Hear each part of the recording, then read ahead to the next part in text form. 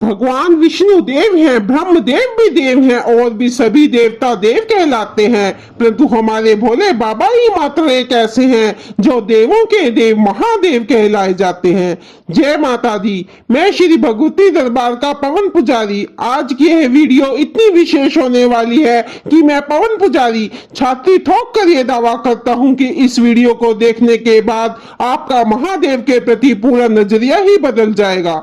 आज के बाद आप जब भी महादेव के मंदिर जाएंगे आपके अंदर एक विशेष उत्साह और ऊर्जा होगी महादेव के प्रति। तो वीडियो में आगे बढ़ने से पहले श्री भगवती दरबार के परिवार का हिस्सा बने। हमारे साथ जुड़ने के लिए चैनल को अभी जरूर सब्सक्राइब करें। आप सभी से मैं पवन पुजारी एक बार फिर से निवेदन करता हूं कि कृपया श्री भगवती दरबार को जरूर सब्सक्राइब करें। तीनों लोकों के स्वामी होकर भी गले में नाग नरमुंडों की माला शमशान में वास करते हैं, तभी तो सभी देव हैं, परंतु हमारे भोले बाबा महादेव हैं। समुद्र मंथन के समय जब भिन्न भिन्न प्रकार के रत्न निकले, जैसे ऐरावत हाथी, उच्च शर्वा घोड़ा, विमान, अप्सराएं निकली तो सभी देवी देवताओं ने ले लिए। माता लक्ष्मी निकली तो भगवान विष्णु के पास चली गई। और भी जो रत्न समुद्र मंथन से निकले तो सभी दानवों और देवताओं ने ले लिए, परंतु जब विष निकला तो किसी ने ग्रहण नहीं किया। हमारे भोले बाबा तो इतने भोले हैं कि उन्होंने समुद्र से निकले उस विष को भी अपने कंठ में धारण कर लिया। भोले बाबा के द्वारा इतना भयंकर कालकूट विष पीने के कारण इनका शरीर नीला पड़ने लगा, तो माता पार्वती ने आकर इनके गले में अपना हाथ रखा और सारे विष को गले में ही रहने दिया। तभी से ये नीलकंठ भी कहलाए। तभी तो सभी देव हैं, परंतु भोले बाबा महादेव हैं। सभी देवों का अपना लोक है। जैसे भगवान विष्णु बैकुंठ में निवास करते हैं, ब्रह्मदेव ब्रह्मलोक में निवास करते हैं, परंतु हमारे महादेव शमशान में निवास करते हैं। सोने की लंका महादेव की थी, परंतु रावण के मांगने पर उसे सोने की लंका दे दी। तभी तो सभी देव हैं, किंतु भोले बाबा महादेव हैं। माँ पार्वती के कहने पर भगवान शिव ने काशी नगरी बसाई। काशी नगरी शिव को बहुत प्रिय है। गोस्वामी तुलसीदास ने काशी नगरी को कामधेनु का नाम भी दिया है। काशी नगरी जमीन पे नहीं अपितु महादेव के त्रिशूल पर टिकी है। काशी का कार्यभार संभालने के लिए भगवान शिव ने देवदास को काशी का राजा बनाया था, परंतु राजा देवदास ने कहा कि एक ही नगरी के दो राजा नहीं हो सकते, या तो आप रहो काशी में या मुझे सौंप दो। इस पर महादेव ने देवदास को ही संपूर्ण काशी सौंप दी और खुद कैलाश पर चले गए। ऐसे हैं हमारे भोले बाबा।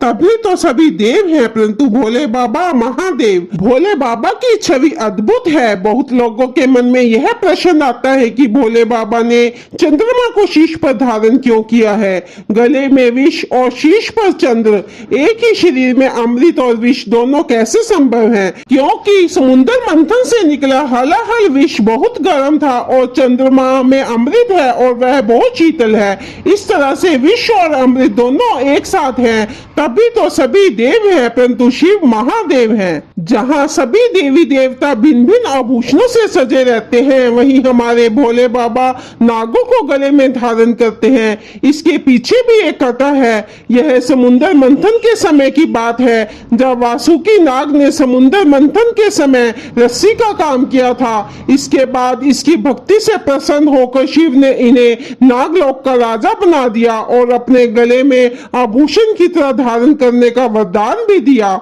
तभी तो सभी देव हैं और शिव महादेव हैं। जहाँ सभी देवी देवता अपने अपने शरीर पर भिन्न भिन्न इत्र लगाते हैं और चंदन का लेप लगाते हैं, वहीं हमारे भोले बाबा शरीर पर भस्म लगाते हैं। इसके पीछे भी एक रहस्य है। भगवान शिव को मृत्यु का स्वामी माना जाता है, तभी तो शिव का एक नाम महामृत्युंजय भी है। शिव के अनुसार यह शरीर नश्वर है, इसे एक ना एक दिन राख हो जाना है।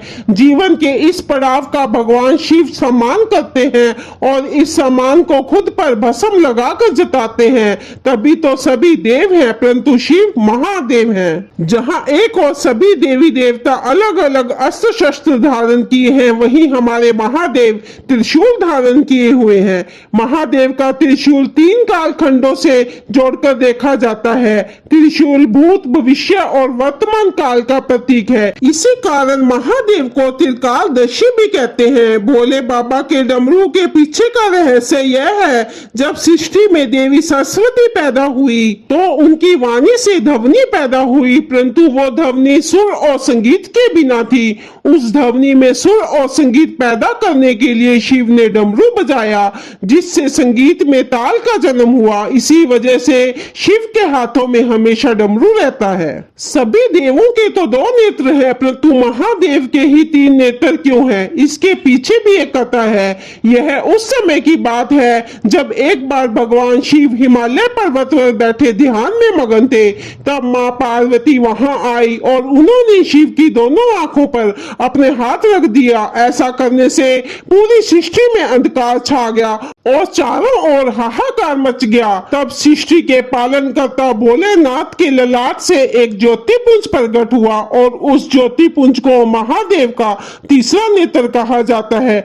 अगर वह तीसरा नेत्र न प्रकट करते तो सृष्टि का विनाश होना तय था। अपने इन गुणों के कारण ही तो सभी देव हैं, परंतु शिव महादेव कहलाते हैं। शिव के शीश पर मां गंगा विराजमान है। इसके पीछे भी एक रहस्य है। कहते हैं जब गंगा धरती पर आई तो उनका वेग बहुत ज्यादा था। उनके वेग को पृथ्वी सहन नहीं कर सकती थी। एकमात्र भोले बाबा ही ऐसे थे जो उस वेग को रोक सकते थे। तभी तो उन्होंने गंगा को अपनी जटाओं में धारण किया और सृष्टि की रक्षा की। तभी से शिव गंगाधर कहलाए। तभी तो सभी देव हैं, लेकिन हमारे भोले बाबा महादेव हैं। अक्सर हम देखते या सुनते हैं कि शिव के साथ भूत प्रेत रहते हैं और हमारे भोले बाबा का यही संदेश है कि हर तरह के जीव जिससे सब भय करते हैं अथवा डरते हैं, वे भी उन्हीं के करीब हैं और वे उन्हीं को पूजते हैं। भोले बाबा से जुड़ी हर चीज कोई ना कोई संदेश देती है। जैसे कि उनके शरीर पर लगी शमशान की राख हमें यह संदेश देती है कि सब कुछ नाशवान है, एक दिन सभी को राख हो जाना है।